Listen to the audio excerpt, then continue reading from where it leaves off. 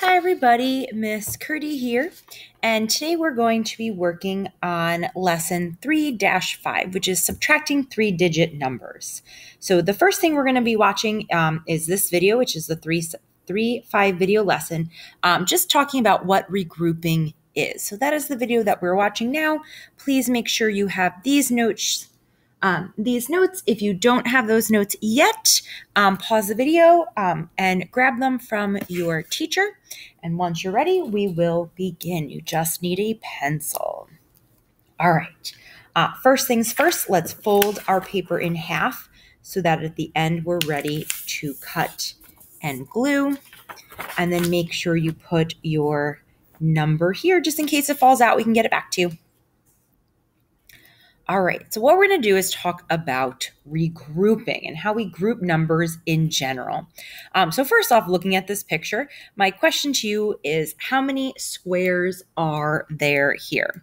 And hopefully you are sitting there going, oh my goodness, this woman wants me to count all of these squares. That's crazy. And you're right, it is pretty crazy to do that. So what's great is that with our number system and our place values, we are able to represent this amount of stuff without having to show every single one of those squares. And we're able to represent it with just a 3-digit number as opposed to all of these squares here. So we're going to group them together to figure out how many we have. And I'm going to do that based on our place value system. I know I can group tens together. I'll eventually be able to group hundreds together. And if we have really big numbers, we know we could even group thousands and so on together. So I'm going to go through and start grouping them by tens. So we've got 1, 2, 3, 4, 5, 6, 7, 8, 9, 10. So I'm going to group this group of tens, and I'm just going to start grouping in tens, and I want you to do the same on your paper over and over and over again until we've got them all grouped into tens.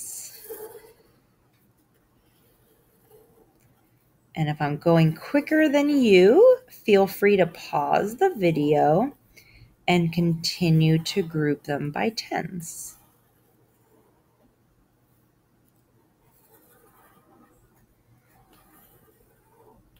All right, I've got all those done. Now I'm going to do the ones down here. 1, 2, 3, 4, 5, 6, 7, 8, 9, 10. All right. 1, 2, 3, 4, 5, 6, 7, 8, 9, 10. All right.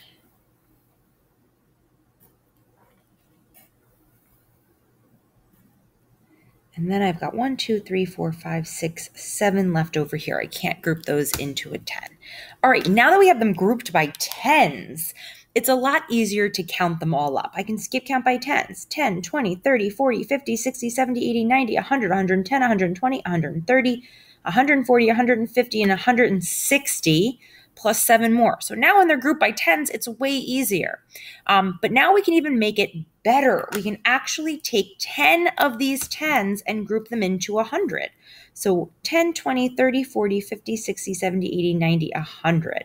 So now I can actually take all of these and group them together into one giant 100. And now I know that that's just 100, and then 10, 20, 30, 40, 50, 60, and 7 ones, which is awesome.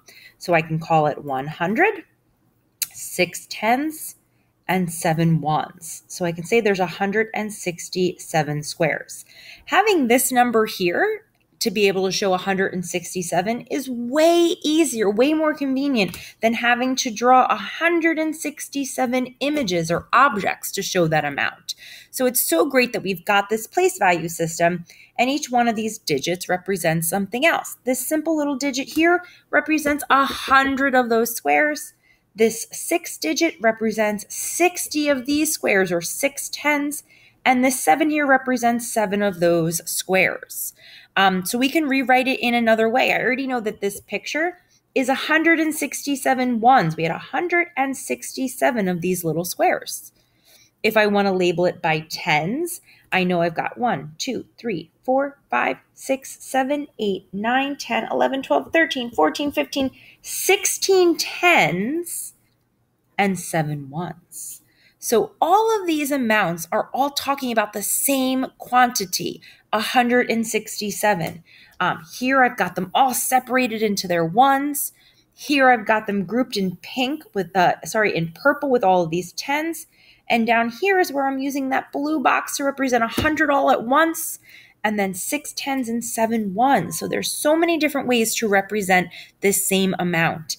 This way is definitely my favorite. It's the most compact, the easiest way to represent so many things using just 3 digits. All right, so we can regroup numbers in so many different ways. Let's try a couple of more. So I'm going to write a number down, and we're going to try to regroup it to be the same amount. So let's do 247. So here in this box, I've got 200s, 4 tens, and 7 ones. I can also think about it as just tens and ones. So I know with this 240, every 100 has 10. So if I have 200s, I have 20 tens plus 4 more. So I can call it 24 tens and 7 ones. And that's regrouped another way. All right, I can try another one. We're going to get a little bit fancier here. So I'm going to take the number 217, and I can think about regrouping it another way.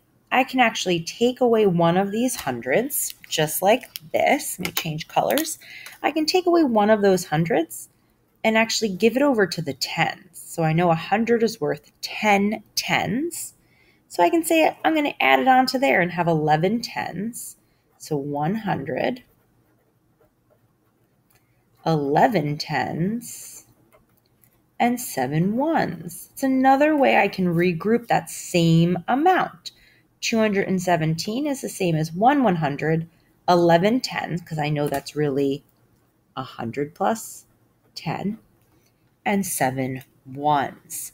So this is something we're going to continue to build on, but it's so important to leave this lesson knowing that there's so many different ways that we can regroup our numbers to show the same amount, whether we're changing it into all ones, a combination of tens and ones, or even rearranging it a little bit like this so that we've changed some of our hundreds and some of our tens.